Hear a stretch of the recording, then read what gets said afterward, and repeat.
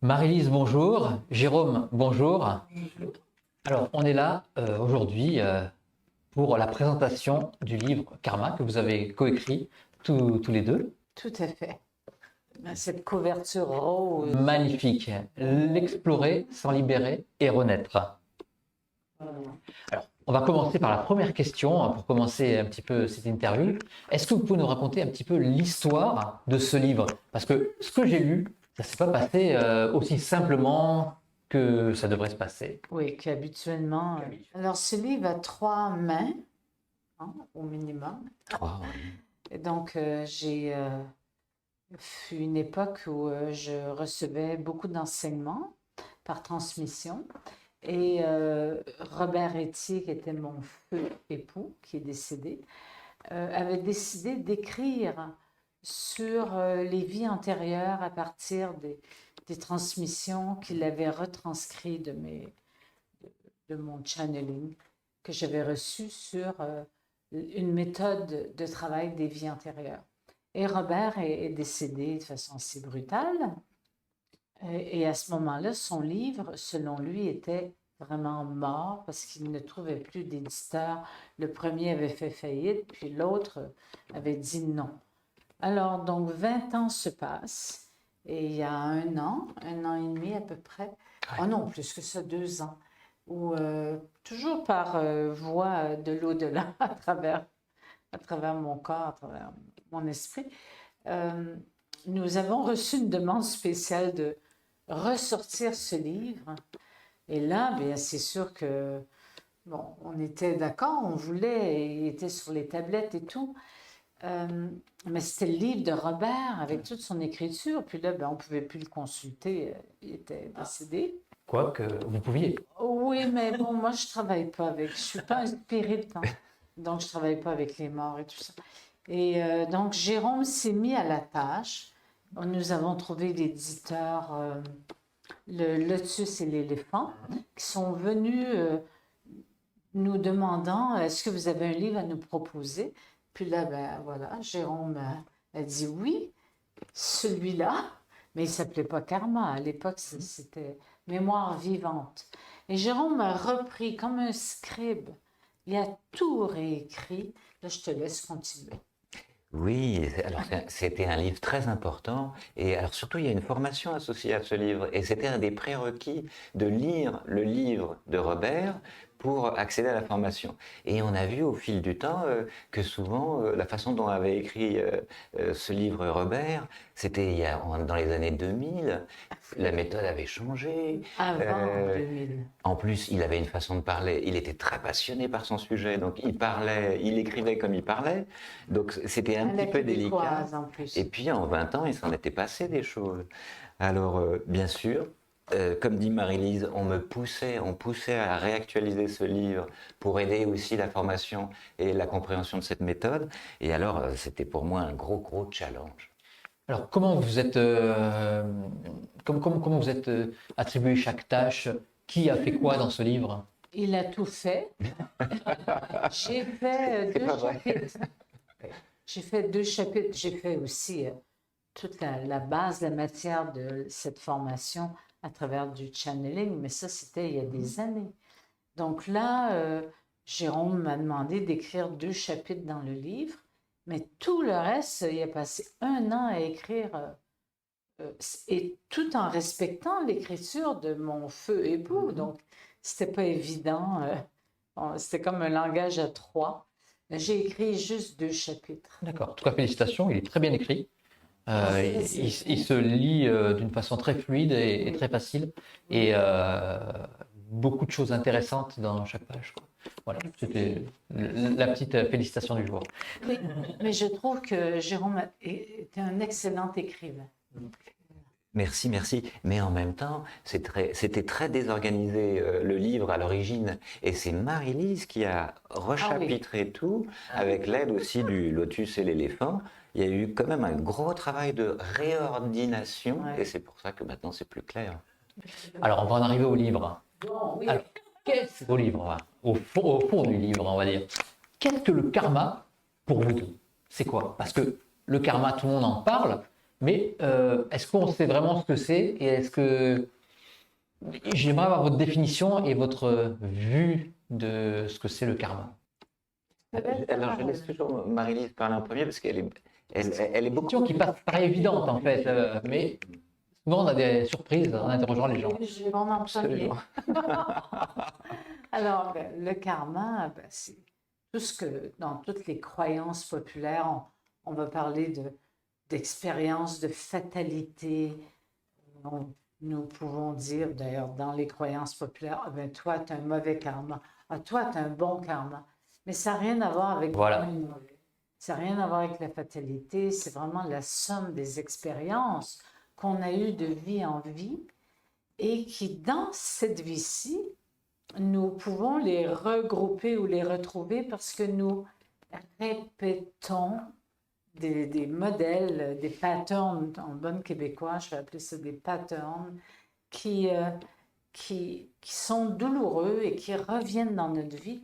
Et là, on peut peut-être se dire, il y a quelque chose de karmique, en ce sens que il y a quelque chose que je n'ai pas réglé dans certaines vies et que je répète dans cette vie-ci. Donc, il y a une influence de mémoire, de somme d'expériences qui continue de m'influencer dans cette incarnation. D'accord. Et c'est là où je peux agir.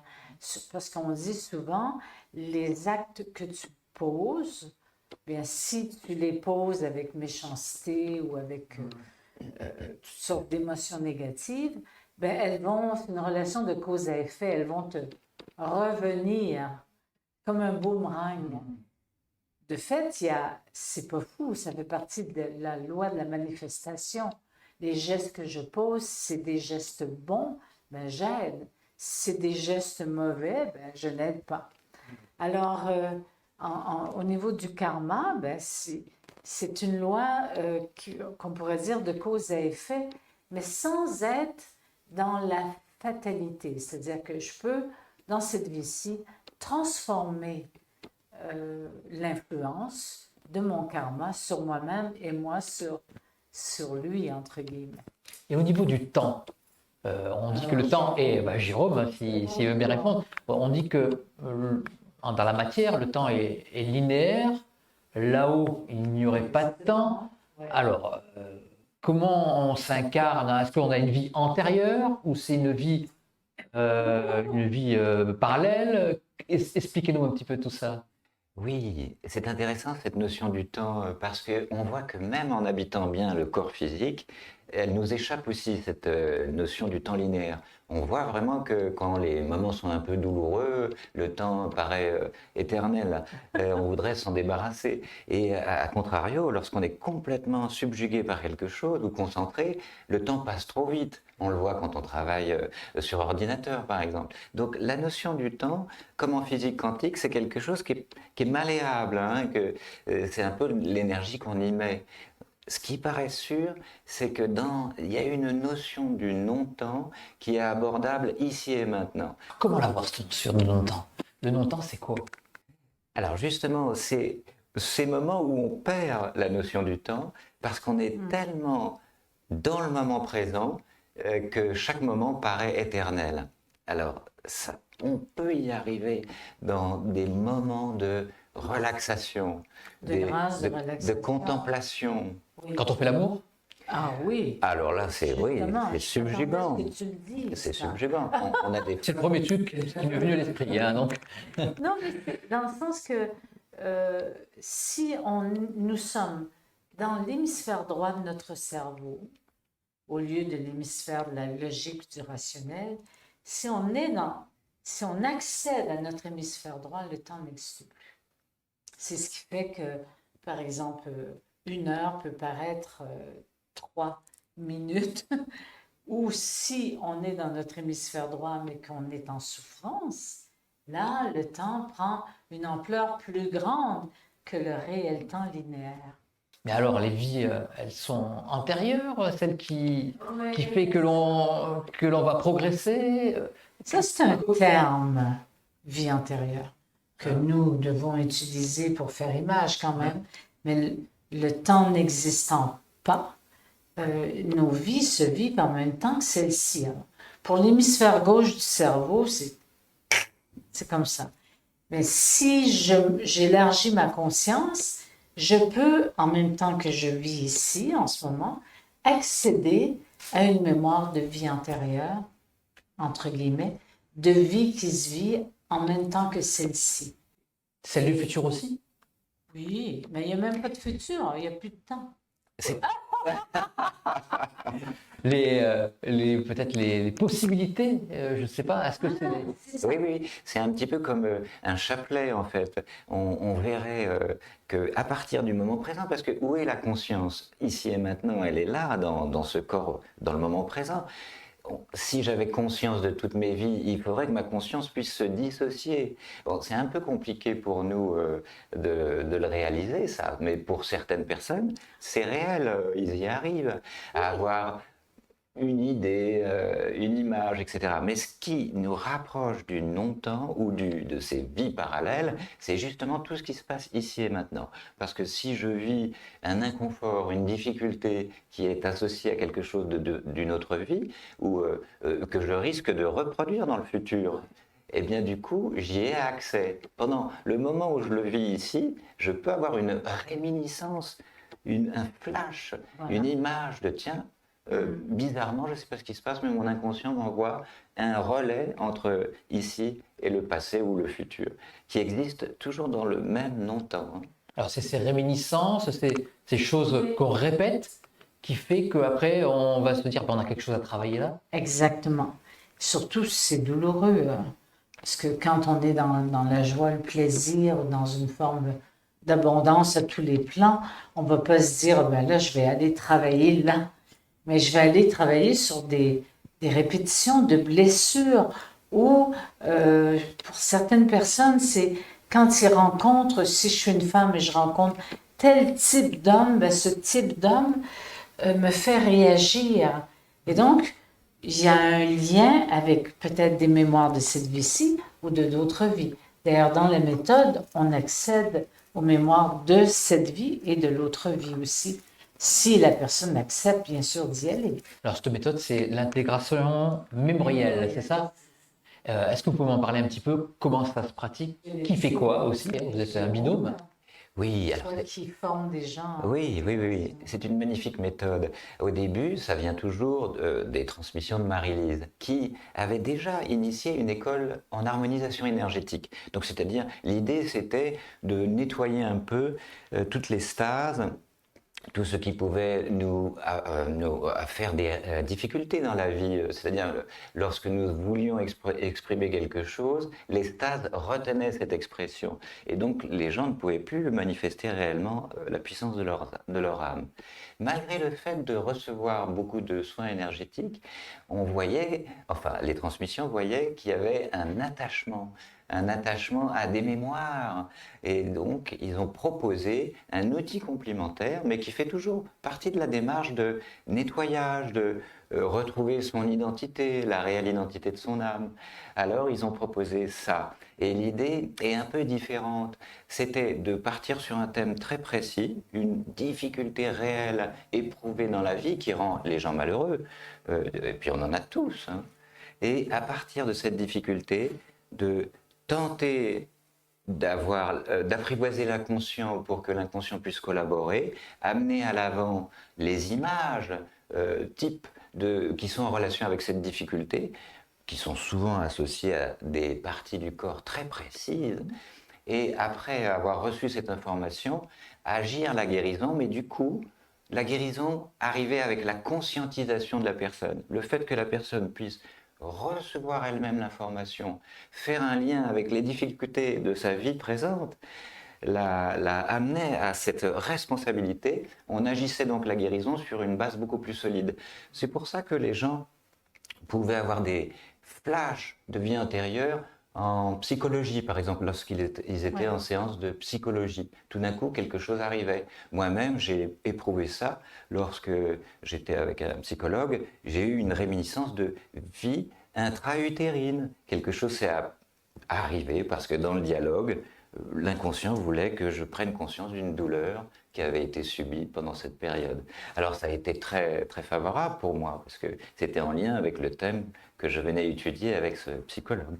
Alors, comment vous allez fouiller dans l'inconscient? C'est une canalisation de votre part? Non, non, non, non, non, non. Oh, C'est- pratique. C'est l'individu qui, guidé par un état de relaxation, des respirations, et tout un rituel que je peux décrire parce que je ne veux pas non plus que les gens se mettent à utiliser la méthode sans être formés, mais tout un rituel qui amène la personne à voyager dans son monde intérieur ou dans des mémoires de d'autres vies.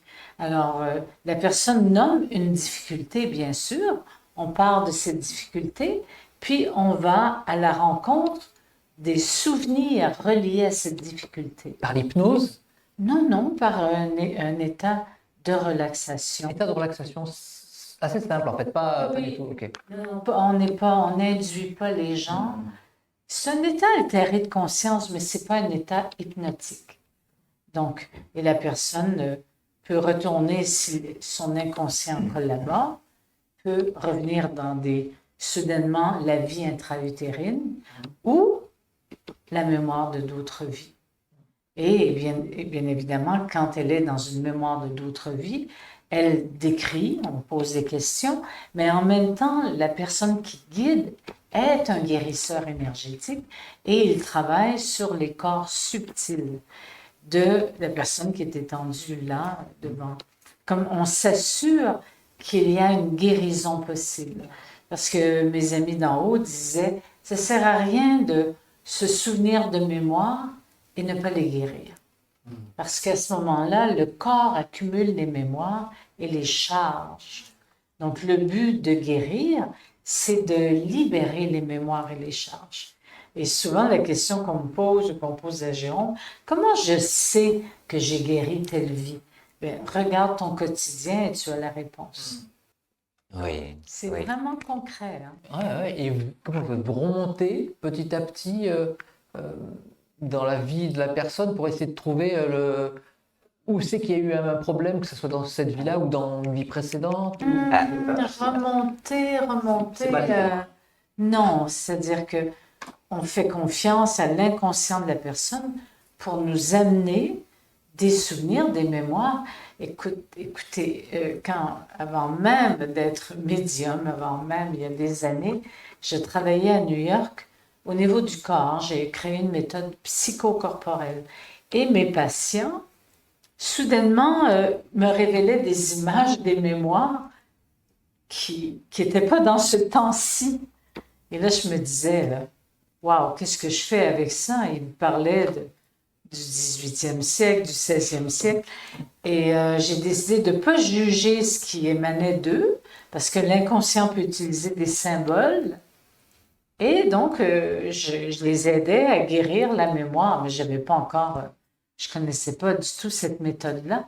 Mais c'était à l'époque très connu aux États-Unis, à New York, les vies antérieures. Donc, j'allais à des conférences pour observer qu'est-ce qu'on disait là-dessus. Il y avait des livres décrits.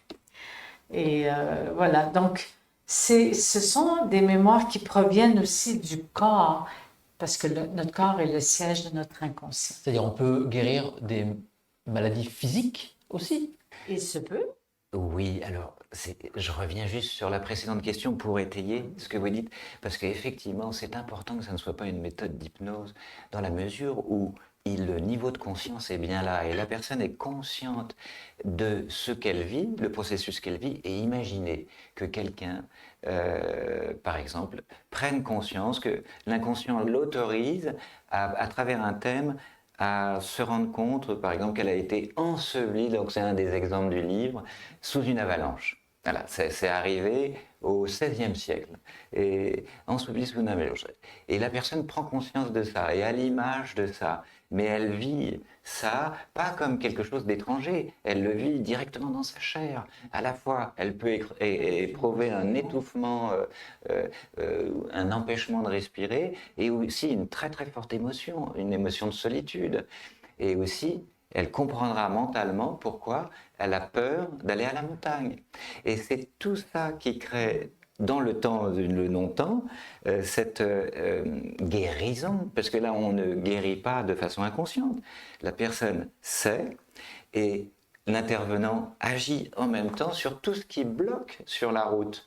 Hein, si la personne rééprouve une émotion qu'elle éprouve dans le quotidien, mais qu'elle n'arrive pas à savoir d'où ça vient, là, elle saura d'où ça vient. Et le guérisseur, avec ses mains, étudie ce phénomène, voit la cristallisation, ce qui bloque, et agit en direct pour guérir en même temps que la personne vit le processus. Vous utilisez les mains aussi? Oui, oui, les guérisseurs formés par l'école énergétique savent agir avec leurs mains et aussi leur troisième œil sur les cristallisations dans les corps subtils.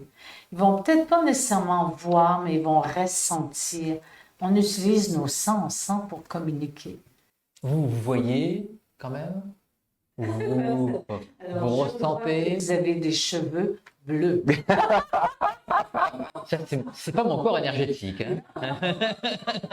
Et ça vous va bien. Mais c'est peut-être lié à une vie aussi. Ben, c'est possible. Une vie de schtroumpf, peut-être? Une vie d'ange. Voilà, on va dire ça.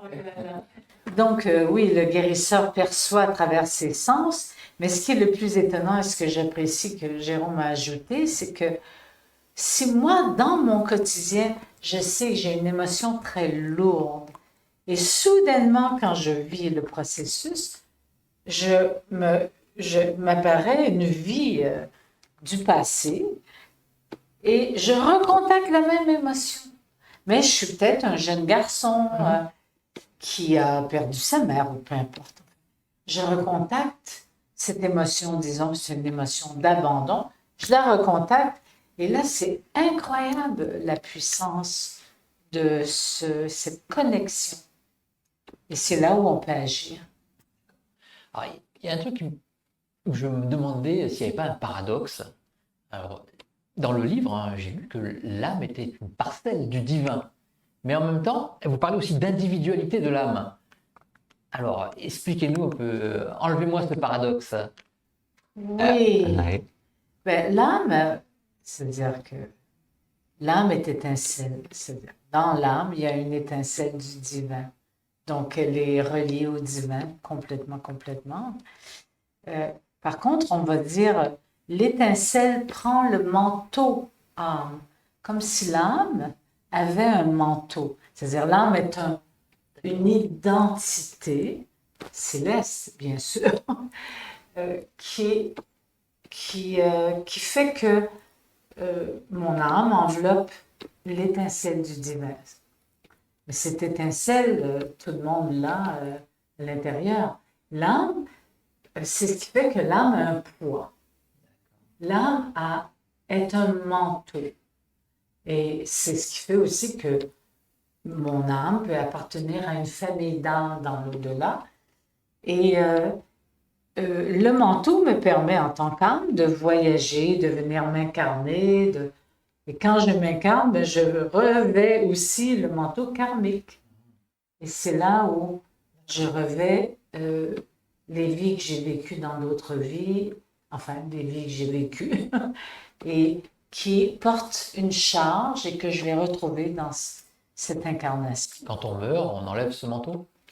Ben, non, c'est-à-dire que le manteau ressemble à la barque dorée. Vous savez, les Égyptiens, dans les pyramides, parlent de la barque dorée qui voyage. Donc, pour voyager, pour quitter mon corps, j'ai besoin, c'est sûr, du manteau âme qui m'aide à retrouver ma famille d'âme. Tu voulais ajouter quelque chose? Oui, c'est important l'individualité de l'âme, parce que ce qu'il faut comprendre, c'est que du coup, si l'âme choisit, et elle est toujours libre, hein, d'explorer la planète Terre, elle explore une dimension très très dense, très très lourde. Donc en se revêtant de ces pullovers successifs, c'est comme si j'allais au pôle Nord. Bon, elle s'alourdit bien sûr. Et à un moment, Bon, elle vient ici pas pour souffrir, elle vient ici pour représenter la divinité sur la planète Terre, donc ça prend du temps. Elle fait des erreurs, donc c'est ça qui crée du karma. Quelquefois, elle vient pour nettoyer ses erreurs, mais pour les âmes très évoluées, ceux qui ont déjà parcouru, disons, du bon chemin, ici sur la planète, qui ont réussi à maîtriser un peu leur véhicule, il se crée réellement une individualité de l'âme en ce qui concerne les expériences accumulées au fil des incarnations. Et c'est ce qui fait que certaines âmes, on dit, vous êtes une vieille âme. Bon, moi, il y en a des très jeunes qui sont parfaites aussi. Mais ça pourrait être votre première incarnation. Et vous n'auriez donc pas l'expérience de celle qui a déjà vécu 100 fois, même si elle a fait beaucoup d'erreurs. Ceci dit, cette individualité va servir parce qu'au bout d'un moment, l'âme est de plus en plus identifiée. Si elle a réussi à bien s'épurer, à bien maîtriser ses corps de manifestation, alors elle rentre directement dans le service à l'humanité. Et on voit toutes ces nobles âmes qui sont vraiment des âmes épanouies, ne sont pas nécessairement spirituelles, mais elles ont tellement accompli qu'elles vont au service d'autrui et du bien. Et c'est là qu'on voit que l'individualité de l'âme est différente pour tout à chacun. Et il s'appelle celui qui sert à la pompe à essence. Hein. Quel serait le but, en fait, aussi de tout ça? Ben, de communiquer, notre essence, notre beauté, notre lumière, de partager. C'est comme ça qu'on aide. Vous parlez souvent d'amour dans le livre. Ah ben j'espère. L'amour, comme ça serait presque le moteur un petit peu de tout, le moteur pas de l'univers. Il y a souvent le mot amour dans le livre. Oui, c'est le fluide. C'est le fluide dans lequel nous reposons. C'est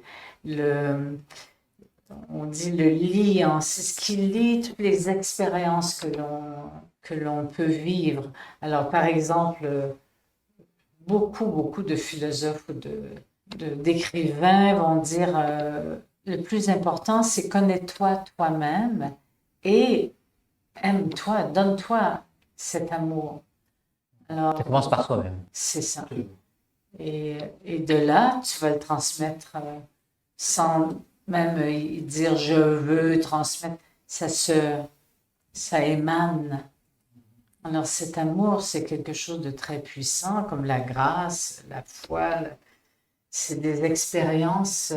C'est pas juste mystique, c'est très concret. On s'incarne toujours avec un but. Ah oui. On peut pas bon, alors je vais être très terre à terre. Est-ce qu'on peut pas s'incarner?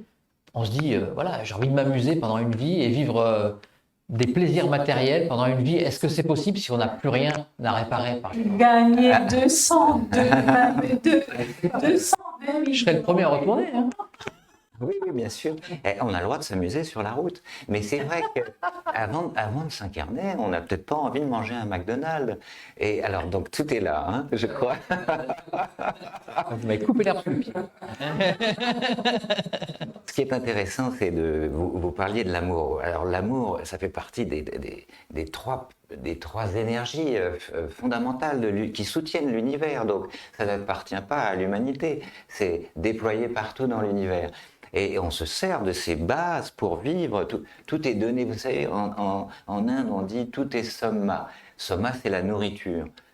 Tout est somma dans l'univers. C'est-à-dire que tout est nourriture. C'est que moi, pour exister, quelqu'un s'est sacrifié, que ce soit le soleil en donnant sa lumière, ou ma maman en me portant dans son ventre. Donc, qu'est-ce que je fais de cette nourriture? Et l'amour est toujours là. L'amour, c'est gratuit. Donc, ce qui est intéressant, c'est que nous utilisons l'amour de façon conditionnelle ou inconditionnelle, mais c'est toujours quelque chose qui est toujours présent, en fait.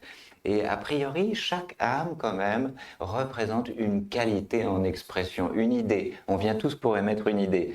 Quelquefois, on oublie ce que c'est que cette idée. Mais l'âme est venue dire quelque chose. Quelquefois, on ne s'en rend pas compte. Mais petit à petit, lorsqu'on observe notre vie, du début à la fin de notre vie, il y a toujours un fil conducteur qui nous ramène vers cette idée. Et ça, je l'ai vu, j'ai fait beaucoup d'accompagnement aux mourants et j'ai été toujours témoin dans ceux et celles que j'ai accompagnés que l'amour c'est vraiment l'essentiel quand on va quitter. Hein? Donc, il y en a qui n'arrivent pas à atteindre cet amour parce qu'ils n'ont pas pardonné, parce qu'ils en veulent, parce que toutes les histoires. Là. Mais il y en a d'autres qui lâchent et ils s'élèvent dans une lumière extraordinaire. Et les autres, ils ne s'élèvent pas dans une lumière extraordinaire. C'est plus dur. C'est pour ça qu'on est là pour aider, pour Oui. faciliter. Comme aider quelqu'un à accoucher. Ouais. Ça ressemble exactement à ça. Et est-ce que même quand vous remontez dans les vies antérieures, je le mets toujours entre guillemets, hein, est-ce qu'il y a toujours aussi un fil conducteur jusqu'à notre vie actuelle? Est-ce qu'il y a une logique? Toujours. Et c'est pas une logique de l'hémisphère gauche du cerveau, hein. C'est une logique de mémoire, de ce qu'on a absorbé. Et comme le sens profond de notre vie, on le retrouve dans ces mémoires de, soi-disant, d'autres vies. C'est comme si tout se tient comme un filet d'une très grande beauté. Tout se tient. Et ça, c'est ce qui surprend beaucoup de gens. Et quand les gens reviennent de l'exploration avec l'intervenant, ils ont comme un sens d'eux-mêmes beaucoup plus vaste.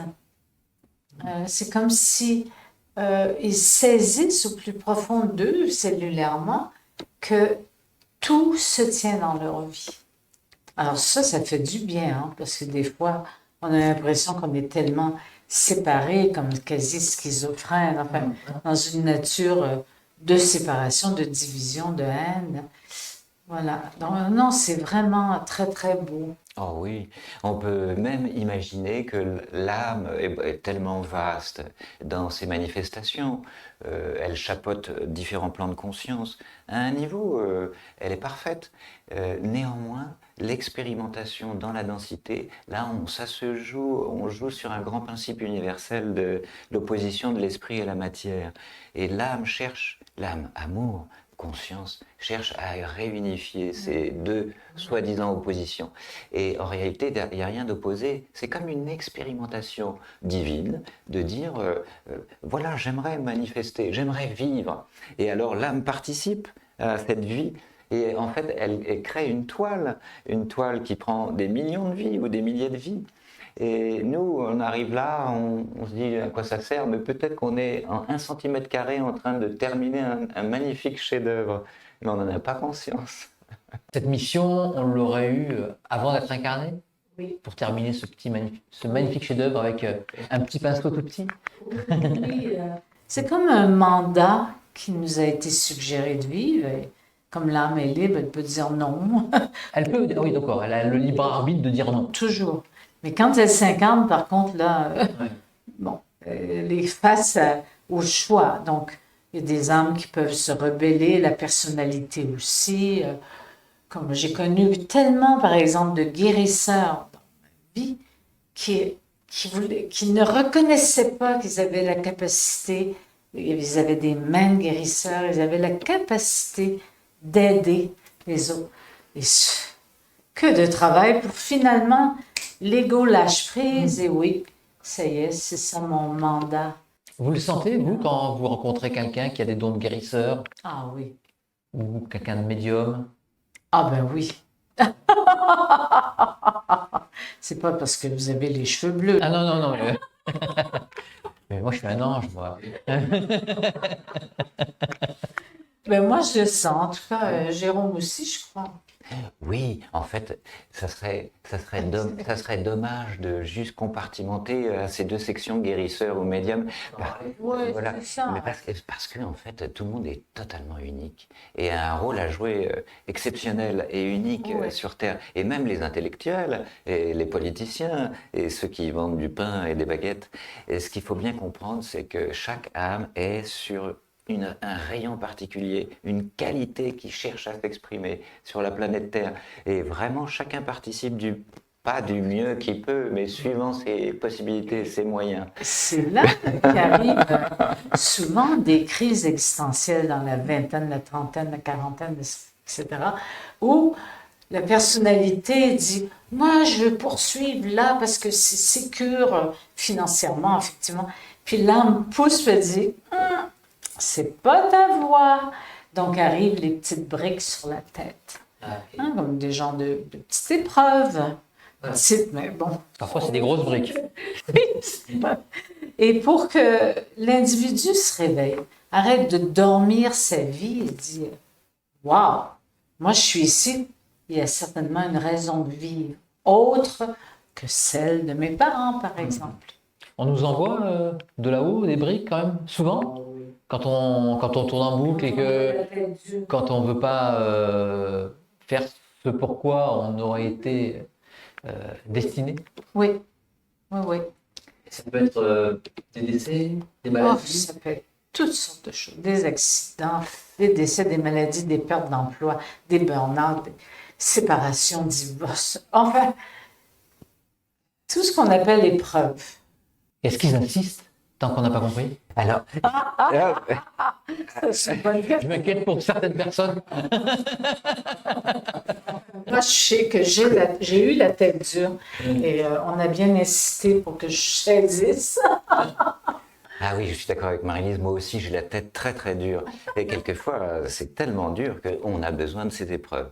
Néanmoins, sur la définition « il », comme si c'était des personnes extérieures, moi je serais un tout petit peu plus subtil. Et je dirais plus que on a accumulé dans sa structure des formes pensées, des émotions, des faux objectifs, et que c'est ces énergies-là qui font partie de nos structures qui attirent des énergies similaires. Et on revient sur la loi universelle, telle énergie a-t-elle telle énergie. Donc, attire, pardon. Donc c'est pour ça qu'on voit des regroupements sur la planète de gens qui pensent de la même manière, des gens qui sont dans l'amour vont se regrouper, des hooligans vont se regrouper. Donc c'est pas ça, c'est pas tant que ça vient de l'extérieur, c'est que moi j'ai accumulé ça. Et donc, ça va venir me chatouiller là où ça fait du bien ou là où ça fait du mal. Et c'est vis-à-vis de ces expériences, soi-disant les briques arrivent, mais c'est moi qui me suis manifesté cette brique, parce que mon âme en peut plus. Alors souvent, l'âme est très consciente, elle ne cherche pas à nous faire du mal, au contraire, elle nous accompagne, mais elle peut estimer que par exemple, elle a 100 000 ans d'expérience, puis elle voit qu'à 40 ans, je suis toujours comme un jeune adolescent de 18 ans. Et là, elle va peut-être tenter de créer des intoxications, par exemple. Elle va dire, bon, on va la tirer vers le haut. Son regard se pousse vers le haut. Elle va nous déraciner en donnant plus d'énergie dans le corps. Et ça crée ce qu'on appelle les crises existentielles. Alors, c'est plus que des briques sur la tête, c'est la capacité de l'âme de nous réobjectiver, nous rediriger vers l'essentiel. C'est très déconcertant pour la personnalité. Ah oui, oui, ça c'est clair. Est-ce qu'il existe un karma global pour l'humanité? Il irait vers plus d'amour, plus de bienveillance, etc. Est-ce que l'humanité entière, sur les millénaires qu'elle existe, a un karma qui tape vers le haut, quoi? Quand on parle de l'inconscient collectif, c'est-à-dire que c'est l'inconscient de la planète aussi, ou l'inconscient d'un pays, ou l'inconscient d'une culture aussi.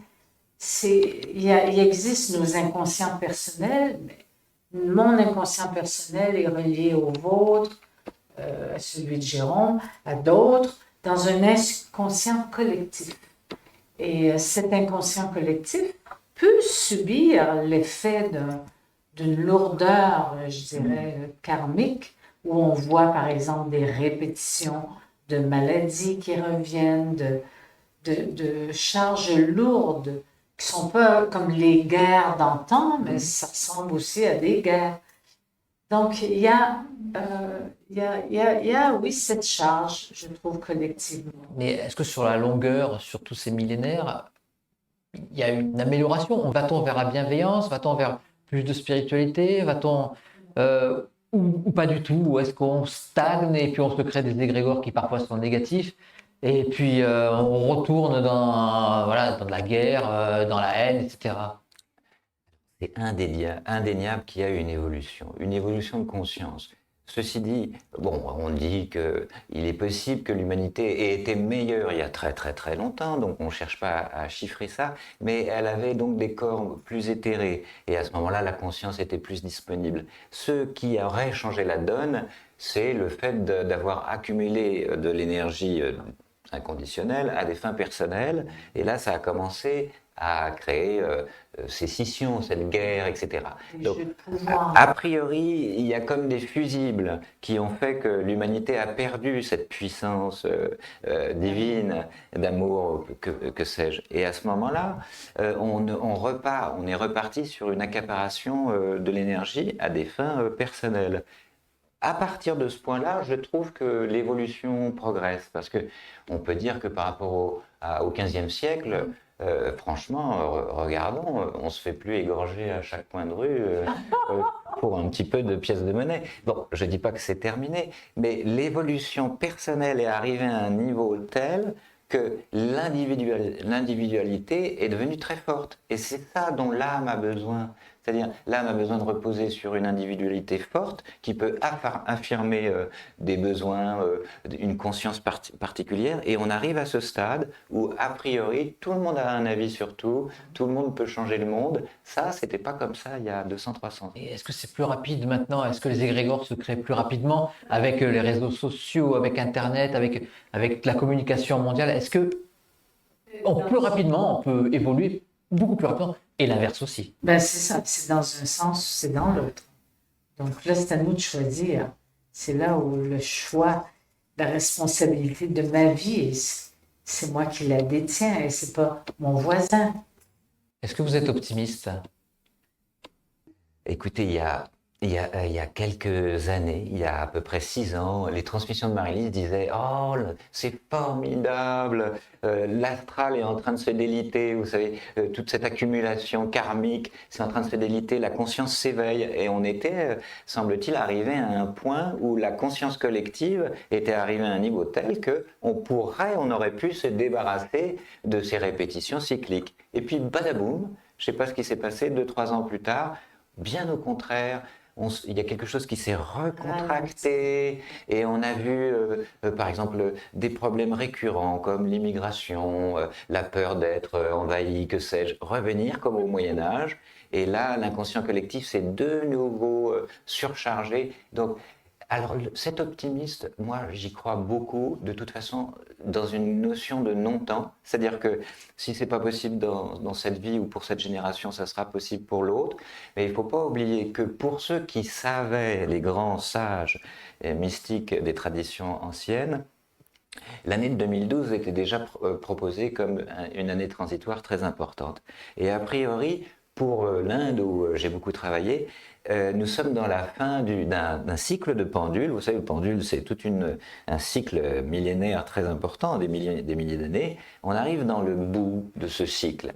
Et qu'est-ce qu'on se rend compte? C'est qu'à la fin de ce cycle, d'un cycle particulier, toute l'accumulation des connaissances qui s'est effectuée là s'accélère. C'est-à-dire que, qu'est-ce qui se passe en ce moment? Ça s'accélère. C'est fou, on se dit quand est-ce que ça va s'arrêter pour les dimensions bonnes ou pas bonnes. Mais à la fin de ce cycle, on va toucher ce qu'on appelle, j'allais dire, une maîtrise. La maîtrise au moins du plan émotionnel, on en est toujours là. Et peut-être qu'on allumera dans la prochaine génération les infos et on verra des gens tout à fait corrects, qu'il n'y aura plus de malheur sur la Terre et tout ça. J'aime beaucoup votre vision. Mais bon, j'aimerais bien que ça se passe dans cette vie-là quand même. En Floride, il y a un poste de TV qui donne que des infos positives. Et même un journal. C'est incroyable. En fait, de toute façon, pour moi, c'est connais-toi toi-même. Et plus tu te connais toi-même, plus tu peux transformer le monde. Est-ce que vous voulez rajouter quelque chose avant que nous clôturions cette interview? Alors, j'ai posé ma question avant, mais ma question c'était qu'est-ce qui fait que vous avez les cheveux bleus? Mais c'est moi qui vous interviewe, c'est pas vous. Non, j'aime bien vous taquiner. Merci beaucoup. Merci beaucoup Marie-Lise. Merci beaucoup Jérôme. Jérôme, un petit mot de la fin? Oui, ben, écoutez, merci, parce que vous voyez, karmiquement, nous sommes rapprochés et nous faisons notre mieux, donc merci. Merci à vous. À très bientôt. Merci, au revoir.